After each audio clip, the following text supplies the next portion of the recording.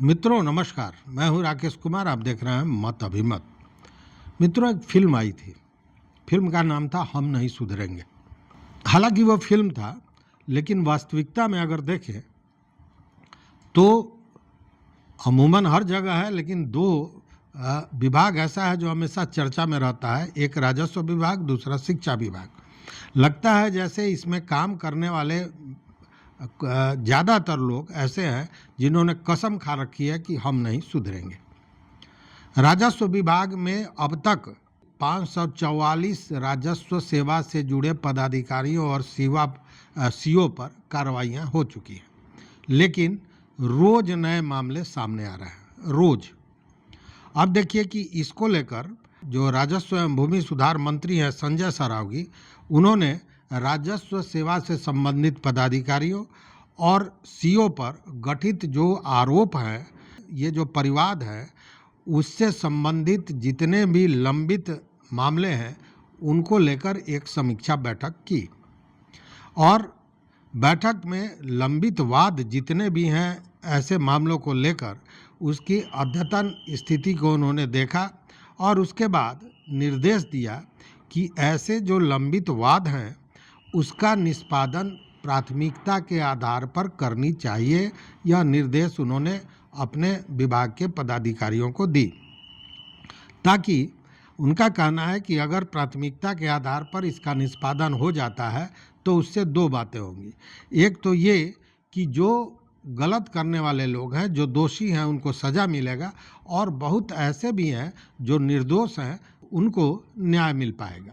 इसलिए उन्होंने इस पर जोर दिया कि जो भी लंबित वाद हैं उन सारे चीज़ों को प्राथमिकता के आधार पर उसका निस्तारण करना चाहिए। उन्होंने कहा कि इससे होगा ये कि एक तो पारदर्शिता बनी रहेगी और दूसरे कि पदाधिकारियों को उनकी जवाबदेही समझ में आएगी और उनको जवाबदेही दिया जा सकेगा। साथ में उन्होंने कहा कि ऐसे जो काम हैं, ऐसे जो वाद हैं, उसके निस्तारण में किसी तरह की ढिलाई बर्दाश्त नहीं की जाएगी। मतलब कि इसको प्राथमिकता के आधार पर तेज़ी से समय पूरा किया जाए। उनका यह निर्देश था बैठक में, समीक्षा बैठक के दौरान। साथ में उन्होंने कहा कि जिले से जो प्रतिवेदन मिल रहे हैं उनको गुणवत्ता और समयबद्धता के आधार पर उसका निस्तारण किया जाना चाहिए। दूसरी बात की उन्होंने कहा कि जो गंभीर मामले हैं, जो किसी पदाधिकारी पर गंभीर मामले लगाए गए हैं या प्रतिवेदन आया है, वैसे मामले को तो यथाशीघ्र उसका निष्पादन किया जाए।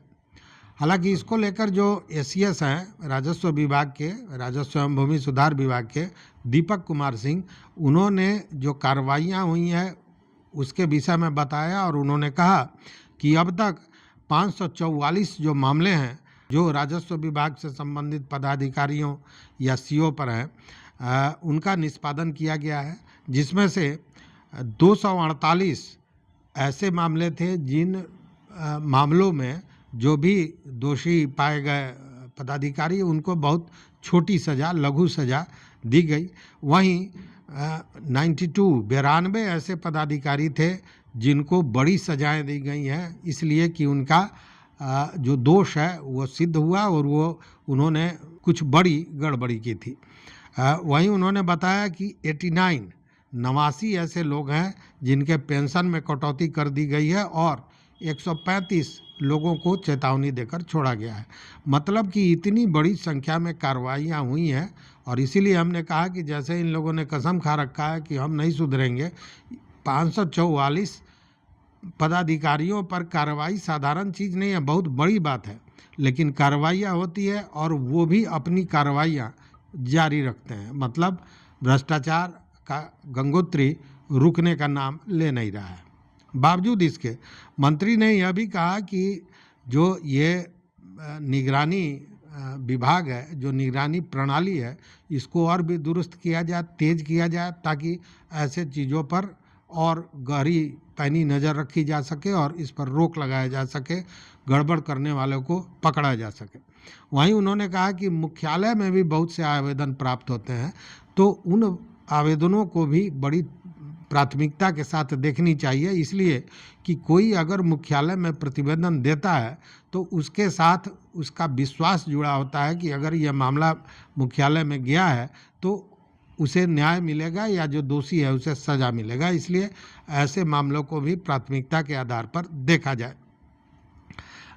बैठक में मतलब इसका लबोलुआब यही था कि निगरानी विभाग जो प्रणाली है उसको और दुरुस्त किया जाए, जो लंबित मामले हैं उसको प्राथमिकता के आधार पर समाप्त किया जाए, ताकि एक पारदर्शिता भी बनी रहे और पदाधिकारियों को उनकी जवाबदेही दी जा सके, जवाबदेही तय की जा सके।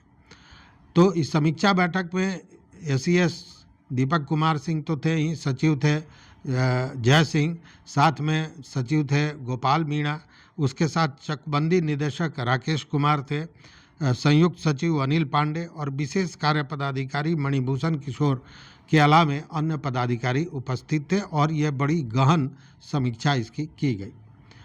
तो देखते हैं कि इन सारे चीज़ों का असर क्या पड़ता है। अब तक तो कुछ असर दिखता नज़र नहीं आ रहा है। तो इस वीडियो में बस इतना ही। देखते रहिए मत अभिमत। मित्रों, चैनल पर नए हो तो सब्सक्राइब कीजिए, लाइक कीजिए, दोस्तों के साथ शेयर कीजिए और अपना विचार जरूर दीजिए। बहुत बहुत धन्यवाद, कोटिशाह आभार।